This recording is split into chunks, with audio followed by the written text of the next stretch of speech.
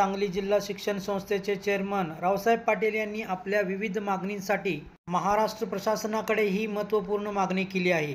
नवप्रसारण news Sangli. नवीन संच मान्यतेचा आदेश रद्द करावा यासाठी सांगली जिल्हा शिक्षण संस्था संघाची यांनी मीटिंग घेतली। नवीन संच मान्यतेचा परिपत्रक 15 मार्च 2024 रोजी निघालेले आहे आणि एका वर्षानंतर त्याची अंमलबजावणी चालू केलेली आहे। नवीन धोरणामुळे जिल्हा परिषद, पंचायत समिती आणि महापालिकेतल्या व अनुदानित शाळेला याचं अस्तित्व धोक्यात येणार आहे।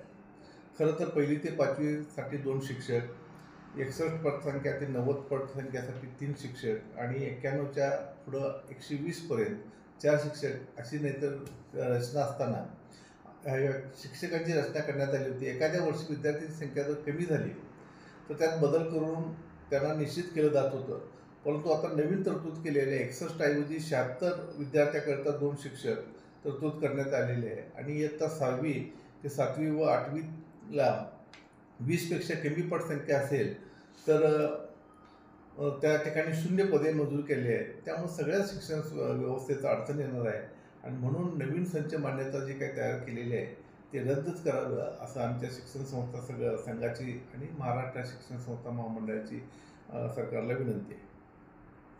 आमच्या चॅनलला लाईक आणि सबस्क्राइब करायला विसरू नका।